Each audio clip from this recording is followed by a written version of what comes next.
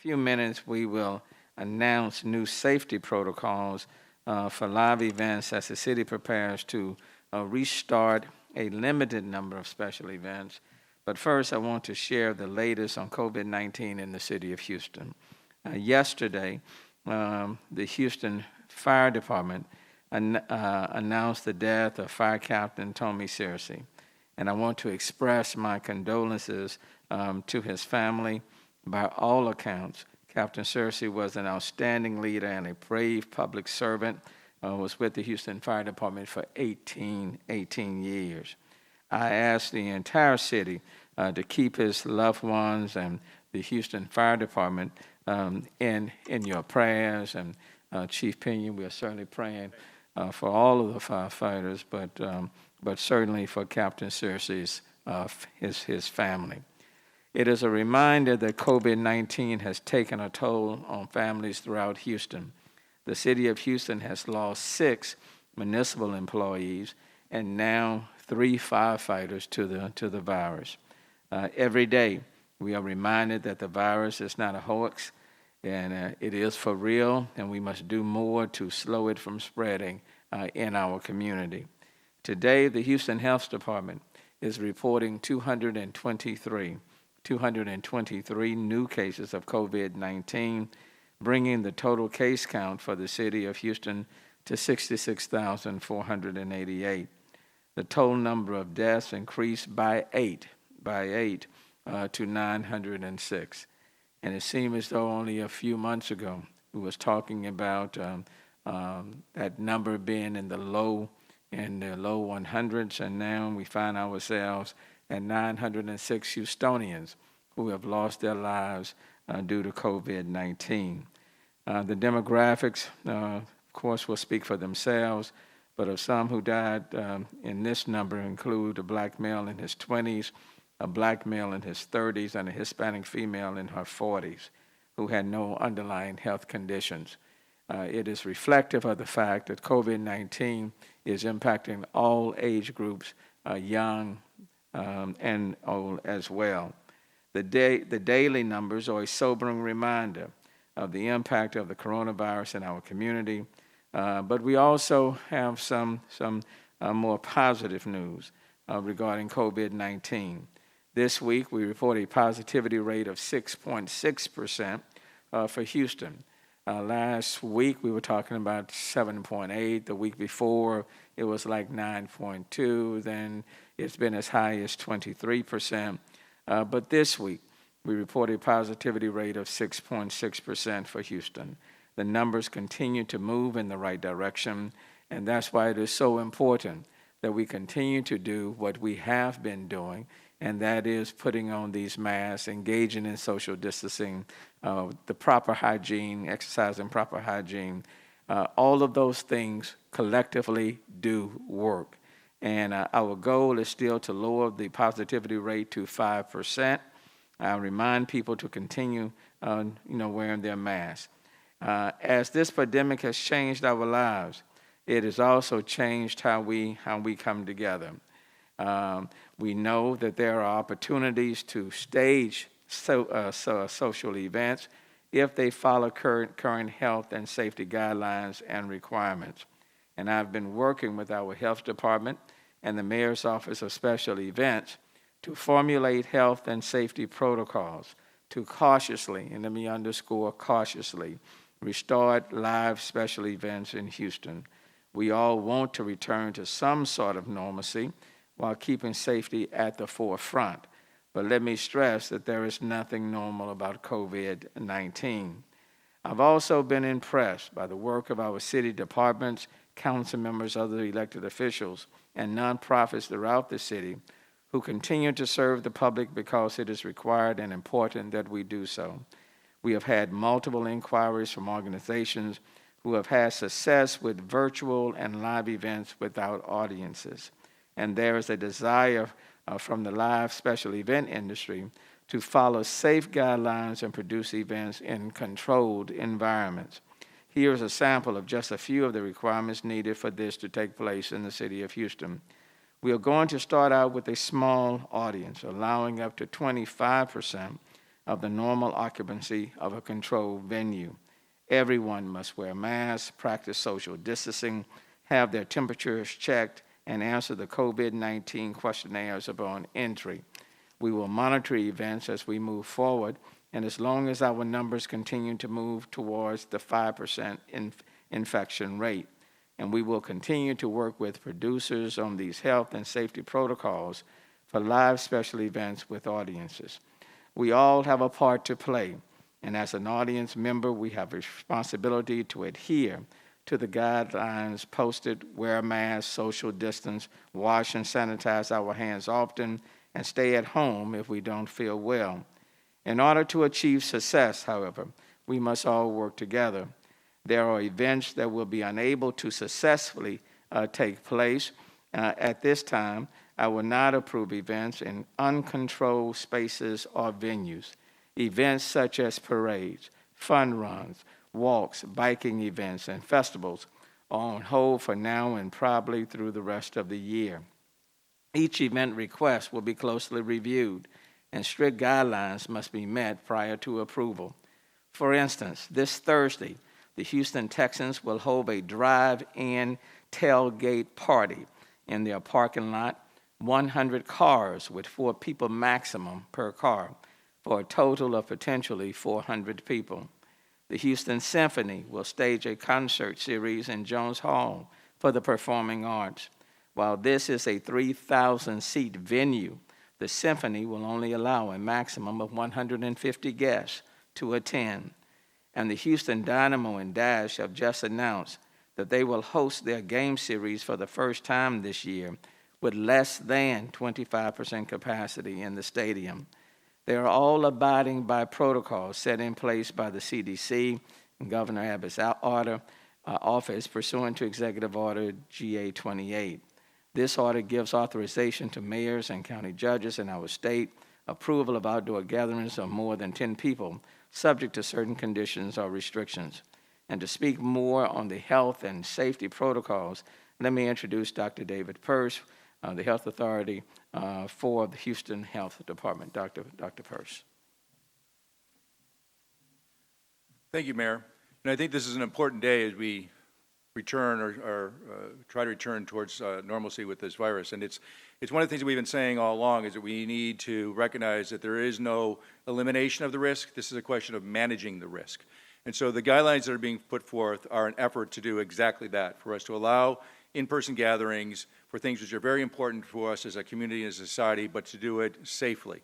And the word that the mayor used several times, and I want to repeat, is that we are looking at using, having these events in controlled environments. And so the guidelines that are being put forth are designed to do exactly that, to make the event controlled from a viral spread standpoint. I firmly believe that if we all do our part, we can be successful. We've seen the mayor show the graph before. As a community, we have driven that positivity rate down at a pretty steep angle, and we need to keep doing that. We've said before that when we hit 5%, that doesn't mean it's time to stop. It means we're moving in the right direction. The mayor has used the term, we want to stamp this virus out. We want to crush the virus, and we will need to continue doing that once we get past 5%. For if we don't continue those efforts, the curve will take off again. The virus will take advantage of any opportunity we give it. So as we move forward with opening these events, the guidelines that are put in place are designed to make certain that we can have these events safely. But everyone needs to do their part. The promoters need to do their part, but so will the attending public. And we expect and fully believe that everyone will do their part. And if that happens, I believe we'll be successful. Now, I also say that recognizing that this is in an environment which may change. So today, here in Houston, the positivity rate is going down. We are slowing down the virus. But should that change, we may need to rethink things. So the environment as well as the event are important to what we do moving forward.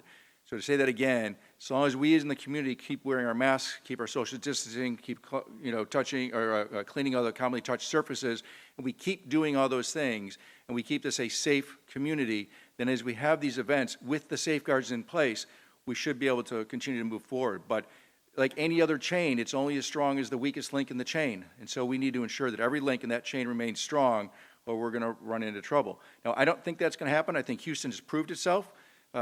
several times already, and this will just be another challenge to make sure that we hit the mark and keep these events safe.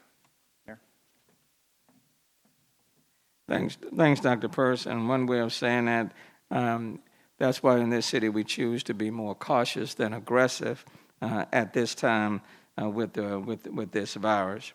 We are cautiously rolling out live special events with an audience in a very controlled environment or venue. Everyone has a role to play by adhering to the health and safety requirements, including organizations who are producing events and you, of course, the fans. You are very much a part of these live special events. At any point, should the numbers of infections spike or health conditions change, we will reevaluate our current plan. To talk more about how the special events will take place, let me bring up Susan Christian, Director of the Mayor's Office of Special Events. Susan. Thank you, Mayor. You know, this is an exciting opportunity to creatively reimagine how events and gatherings can take place in a healthy and safe environment. We're social by nature. We live, work, and play in environments that support our social behavior. We seek the company of others because it brings us joy and contentment, and really fundamentally, this is just how we're wired. So this year has been especially challenging for events. However, we've worked hard to create other types of events during this pandemic. We've set up and monitored distribution sites for food, masks, and backpacks filled with supplies. Right, Mayor? We've worked with our health department and other city departments to set up very well-organized satellite testing sites. My office was successful in reimagining, along with all of our sponsors, reimagining July 4th, the Shell Freedom Over Texas event. In fact, we joined and partnered with the Houston Symphony as well as part of that event. We had tremendous success in utilizing these guidelines that we're rolling out today. We also worked with 5 area independent school districts at the mayor's request for a unique celebration so that seniors would not miss out on the opportunity to be together and graduate. What I've described are examples of events that have been recreated to include all these important protocols. Health and safety for event producers, as well as all of us, are our number one priority. We've consulted with Dr. Persse and his excellent team to have event protocols that follow national CDC and state guidelines, but also that what he, Dr. Persse, and Mayor, what you believe is uniquely designed for the Houston environment. These protocols are very extensive, and not everyone is going to be able to meet the criteria, not right now. Many producers will not financially be able to abide by the criteria. The mayor stated that, in controlled environments, only 25% capacity, up to 25%, is he approving right now? Well, that's a financial hit.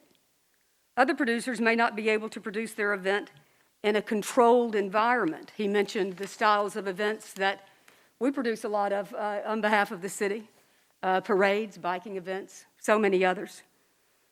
So we're also going to implement a 2-party approval process to make this easier for those who submit their event request. I am thrilled to work with my partner for a long time, Dr. Persse.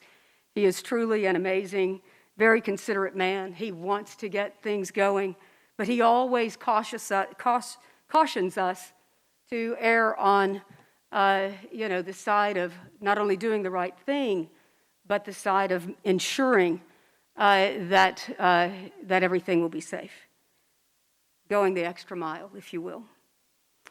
So we've worked with his team, and you can find these guidelines on houstontx.gov/special events/COVID. And the process is not going to be in anything that is abnormal. In fact, event producers will still come to my office, and we will work with they'll submit their referrals, and we will work with event producers to ensure that these new protocols that Dr. Persse and his team have approved, and that those guidelines are included in their proposals prior to advancing the event concept to Dr. Persse. And so the events that the mayor mentioned earlier, this is the process in which they followed. I think those event producers and companies have really stood up to do something interesting and creative. And those processes, because they already instituted almost all of the guidelines that we have developed, we just had to tweak it a bit. And we're still working with some to continue those that are about to roll out. But they, event producers have been working on these guidelines as we have for quite some time now. So what we want to ask producers who are considering rolling out a safe event is to go online, look at these protocols, ensure that you can accomplish inserting these protocols within your timeline and your footprint, and then also give yourself time to actually market the event as well before you, consider that timeline before you submit it to my office. So we look forward to working with everyone in the special events community. I am thrilled that we're making these small steps. I want to thank the mayor for thinking of the special events industry and for giving Houstonians an opportunity to be a part of something unique and special and get live events stood up again. Thank you. Thank you, Susan. And also, please welcome now John Mangum, Executive Director and CEO of the Houston Symphony. John. Thank you very much, Mayor Turner. And I just want to thank you and Dr. Persse for your leadership on this. As somebody who has been working in this industry, working in the orchestra business for more than 2 decades, having your leadership and a clear direction and a clear set of protocols that allows us to find a path to getting back to work is absolutely critical. So we can't thank you enough for that. Our way back started with that July 4th concert, Freedom Over Texas. And I want to thank the Mayor's Office of Special Events and Susan for picking up the phone and inviting us to be part of it. We've actually been giving live concerts every week since then, live streamed so that people throughout our community can enjoy their great orchestra and share in this treasure that we have here in the city of Houston. And I'm proud that we're one of the only orchestras in the United States that's currently doing that.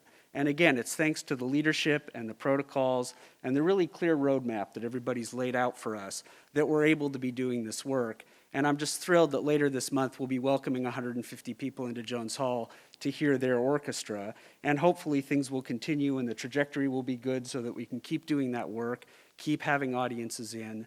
And again, I just want to thank the city, the Mayor's Office of Special Events, Houston Methodist, which has provided us a lot of advice on our own health and safety in the workplace, and the Houston Health Department. Thank you so much. Thanks, John. And at the same time, as we abide by all of the protocols, we asking everyone to just be mindful of the protocols as we move forward and what we are dealing with. At this time, let me bring up now Chief Pena, and again we're asking people to pray for Captain Perse's family and Chief praying for your department as a whole. Chief Pena. Thank you, Mayor. If I may, I'd like to take this time to first wish the Persse family and Tommy and my most sincere and deepest condolences. This has had a devastating effect on the organization. Our firefighters are hurting, but I want to thank this community for your prayers, for your thoughts. I want to thank the doctors and staff at Memorial Hermann for the skilled and relentless medical care that they provided Tommy during his stay in the hospital as he fought COVID-19.